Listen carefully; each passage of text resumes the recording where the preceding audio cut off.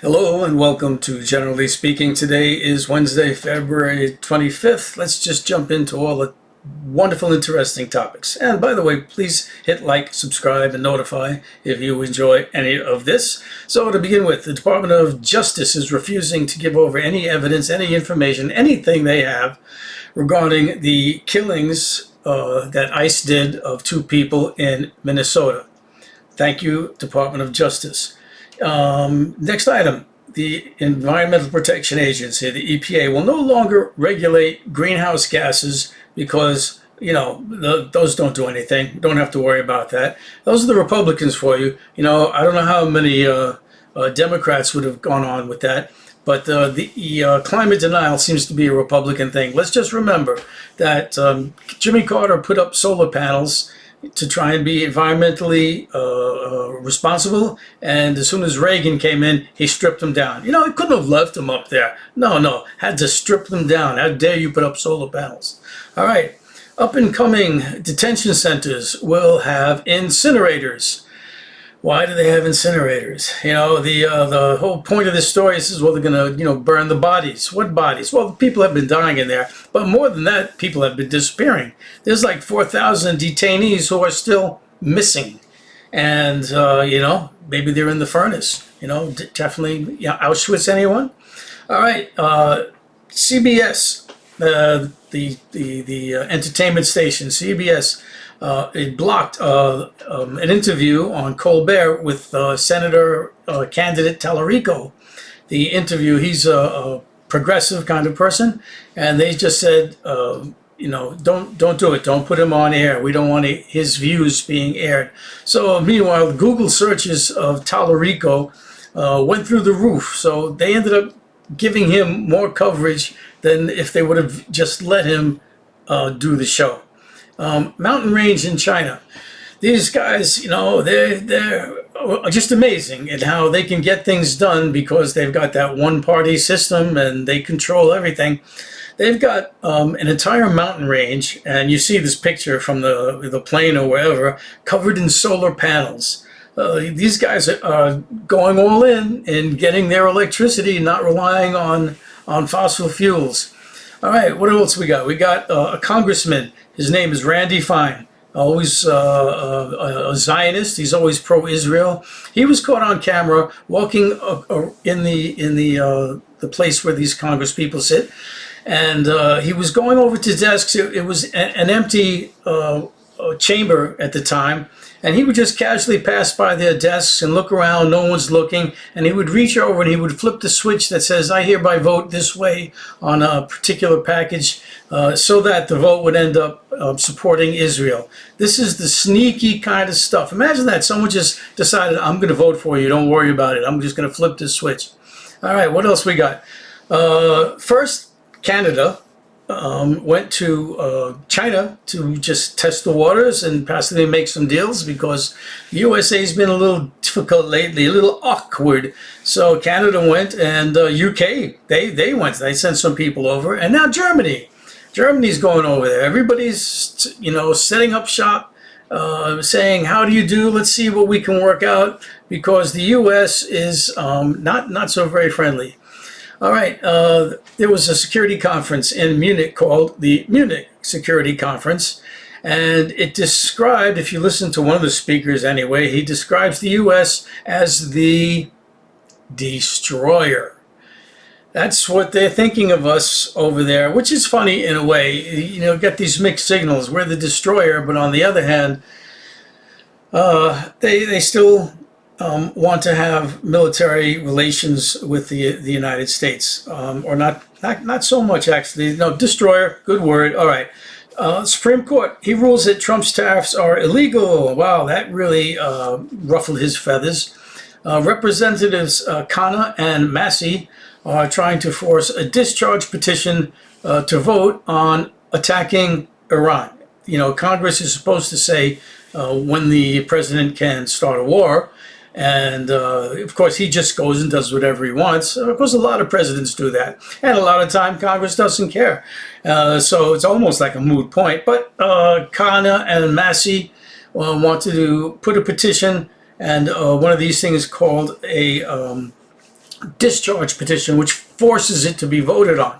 Well, don't you know, wouldn't you know, that two of our top Democratic people, Schumer and Hakeem Jeffries, are trying to work it around that this vote never takes place because they want that war with Iran. They want President to be happy. And why? Because Israel wants the war with Iran. And these two are, paid by AIPAC. So they're trying to fight it. I'm not sure if it will become successful or not, because the discharge petition is supposed to be, you can't do anything about it. There's the discharge petition, too late. But, these guys, they can play with the rules. Leo the lion. This was a lion named Leo, imagine that. And this is a very famous lion, actually. It's from the 1920s, something like that. You ever watch those movies, MGM, with the lion in the circle, does that famous roar?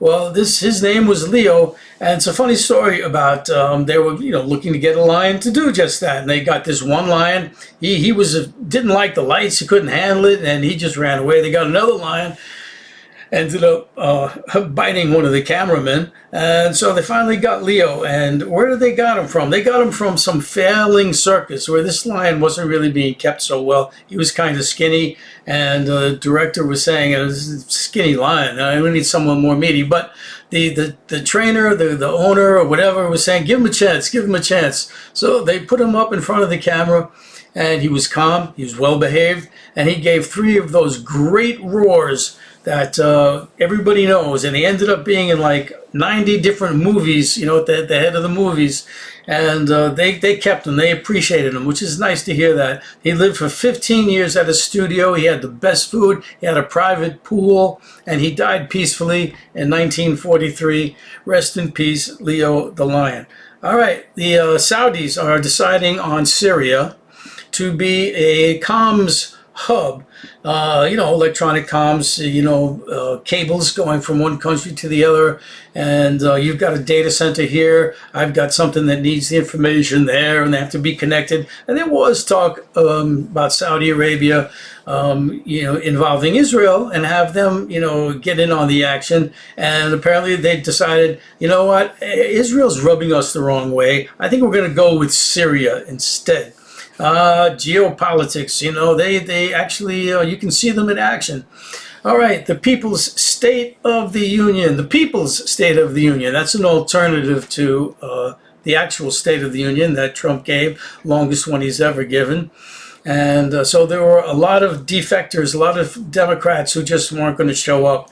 And that was pretty interesting how these State of the Union message, everything is so changed. Everything used to have some sort of comporum. There used to be some kind of dignity. Then you started getting people throwing shoes, and then you started getting people heckling at these State of the Union addresses. And now you got people, half of them not showing up. It's definitely not like the old days. So what else? This was a story I was reading about 1943, World War II, when some Marines were going to a town in New Zealand, and most of the men were gone. It was like a 90% women town, young Marines' dream.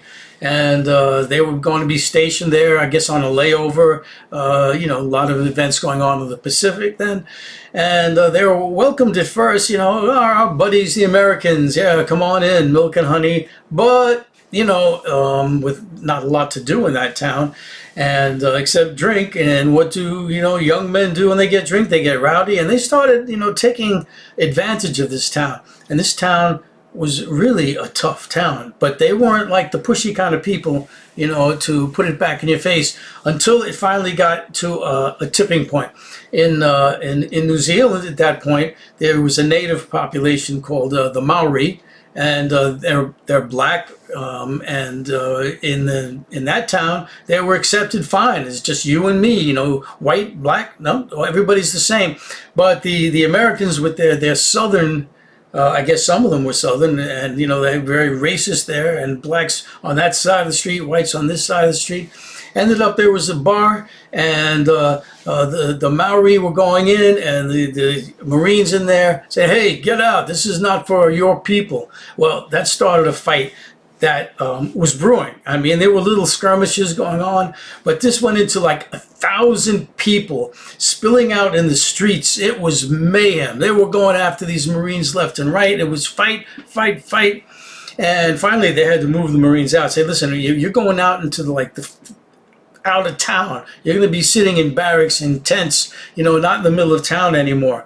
And it was really quite the thing, and they hushed it up. They didn't want anybody knowing that the Marines got their butts kicked. They didn't get their butts kicked like that means you lost and I won. It was like both sides took damage, but that's what it was. They both took damage. And this got followed up with another story about the Marines were having to train on amphibious vehicles because they were going to be going some island. They were going to assault an island. So they were going to train on the waters off New Zealand where they were. And the people were telling them, hey, we got to tell you something about these particular waters. They're very dangerous. They've got habits of just, the tides run in a very strange way, and they will flip a boat over in 2 seconds if you're not watching what you're doing.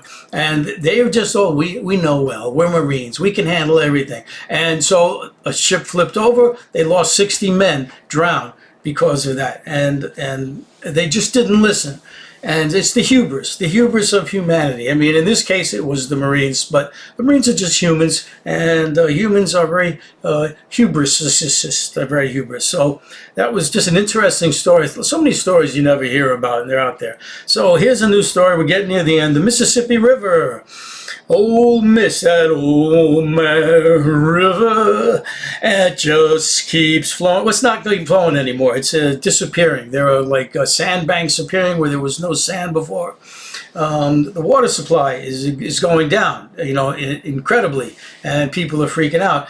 And it's funny. It's one of those stories. I heard this like a couple of years ago, and apparently it hasn't stopped flowing yet. I guess that would be a little bit difficult. That's an awful massive river, but it's going down. It's going down. There are still so many weather-related things that we really need to address, but we won't because we're humans, and humans, besides having hubris, are also idiots and don't see that there's a problem until after it's happened. I think we got to do something about fire protection for the house because our house isn't here anymore after the fire. Yeah, then they're going to figure out, do fire protection. Last thing, farms are collapsing in this country. Thousands and thousands of farms have failed because of these tariffs and also some weather-related things. But most of these tariffs, but who didn't fail? The mega farms, the ones that have, millions of dollars, to just carry over. They can go for a year without the farm even working, and they'll still be in business next year. And this brings up another item that I remember hearing, how like only 4 companies control all the seeds that go to farmers, and the farmers have to buy their seeds, and they've developed these seeds so that they only grow with their company fertilizer, and they'll only keep the bugs away if you use their pesticides. So you really get trapped with these 4 major things. The monopolizing of all corporations. There were antitrust divisions in the government, to try and alleviate this, but it really didn't work. There's like so many instances in whatever industry you want to look at where in the end there's only 3 or 4 actors that are controlling everything. So at any rate, there you go. That's it. That's some news. You're caught up, and hope you liked, subscribed, and notified, and hope you look for Generally Speaking again. And otherwise, take care.